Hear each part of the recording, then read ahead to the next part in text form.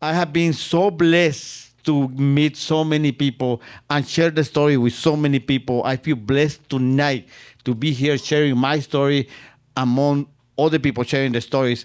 And when I talk about inspiration and inspiring people, I had to introduce the next storyteller, who was one of the people that inspired me to become a storyteller, Archie.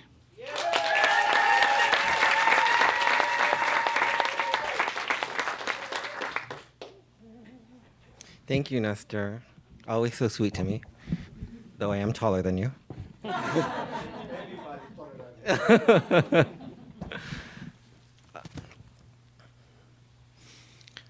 Everybody in this house knows but me? That's not fair, Archie. What? You think I'm not gonna love you?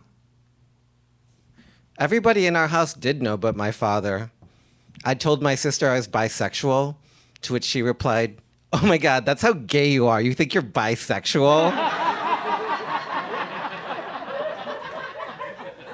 My mother caught me with my boyfriend in bed and then days later yelled, "You're gay! You're gay! I know you're gay because my daddy's gay too, and that is how science works."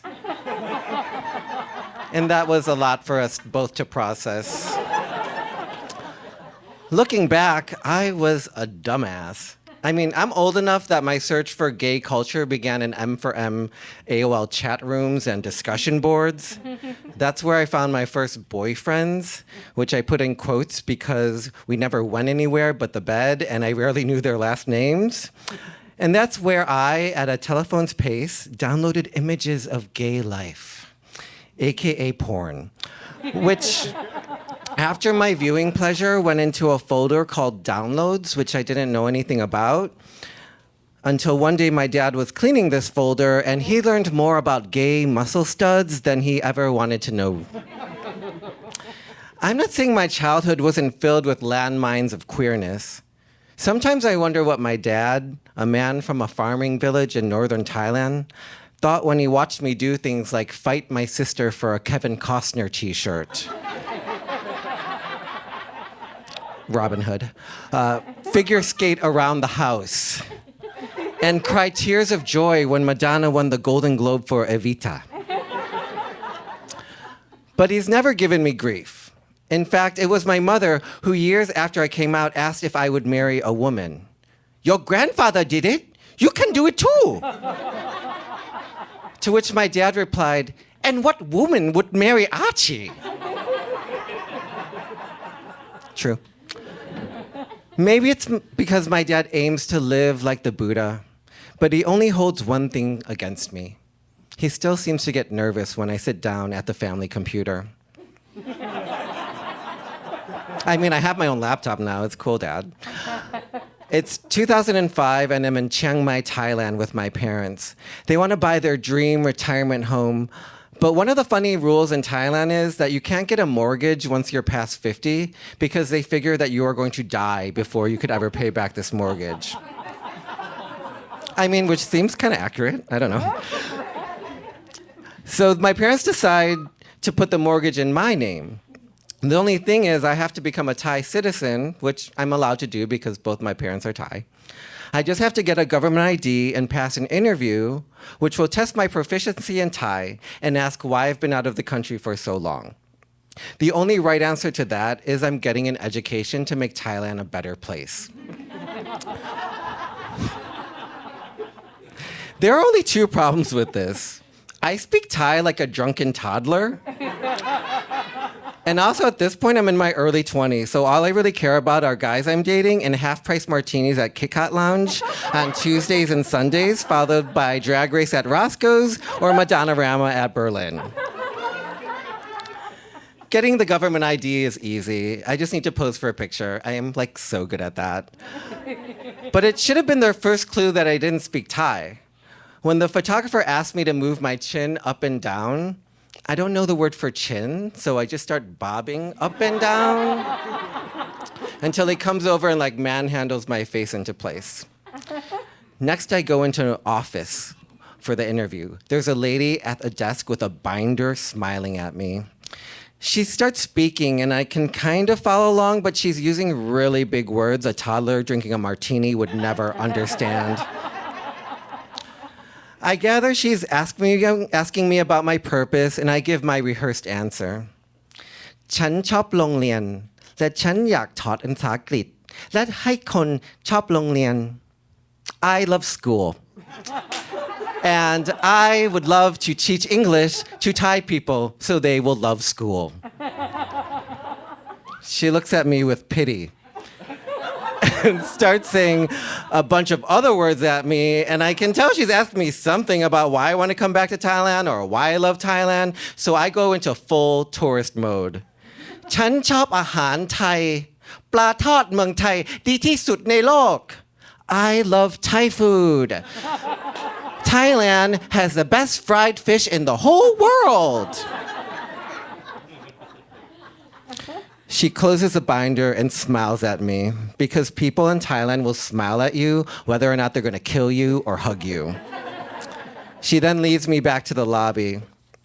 My parents are there and I sit with them waiting for the results, and I'm filled with dread because I have figured that I have flunked this interview test and I have ruined my parents' dream of having a retirement home. I am the worst Asian child in the world.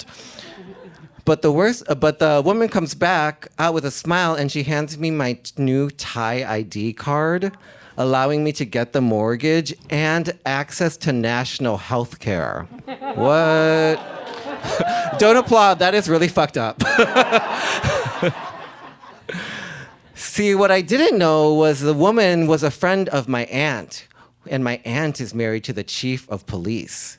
So this was a government sham. And government shams today remind me of a certain branch of our government. After the Supreme Court's decisions a couple weeks ago, I and many other people have thought about countries we can escape to. Ursula has told me Portugal is quite nice. But to be honest, there's nowhere I'd rather live than the beautiful, pride-loving city that Chicago is, the gay mecca of the Midwest, the city with the 5th highest population of Latino men outside of Latin America. Hello. Where we have so much queer and immigrant art, you can't even know about it all.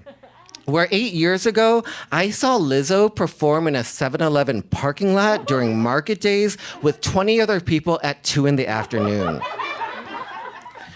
Of course, it wasn't always this way, and when I think of escaping, I'm reminded of the people who fought for our current lives, like the owner of Sidetrack, the video bar, Art Johnson. Or I'm reminded that this beautiful Pride Festival we all celebrate it started with Stonewall, which was a riot, a violent riot that included thousands of people and lasted for 6 days. The last couple of weeks, I've been scared about things I thought we were done being scared about. And besides voting, I'm not even sure what I'm supposed to do. But going back to Thailand feels wrong, ungrateful even. My parents landed at O'Hare with $321 and a phone number because America equaled opportunity. A few years ago in 2016, I was in that beautiful retirement home my parents got, and I was in Chiang Mai, and I went to the Gay Pride March there. The march had been canceled for years because of conservative protests. When they were finally able to march, do you know what they chanted? Gay rights are human rights, and human rights are gay rights. American words from a woman who, at the time, I was certain would be the next president. And there was a certain patriotic glow I felt during that. We're in a different era now, though. An era in which we're refacing battles we thought we'd won. I guess equality is a lot like success. You don't get to win it and then luxuriate in it in its light for the rest of your life. It has to be maintained and expanded. I am a lazy motherfucker who would rather drink wine, smoke a J, and eat sushi. But one of the great joys of my life has been able to go to protests and now seeing younger queer people express and push the boundaries of former norms and limits, to see them be what I couldn't even imagine. I mean, non-binary. One person can be a them. Drag as a family pastime. Who would have thunk it? I'm sure there are people of color who feel the same way about younger people of color. I'm sure there are women here that feel the same way about young women. I don't want to go back. We don't have to go back. The people who fought for our rights now seem like heroes, but they were just we the people, like you and I. Thank you.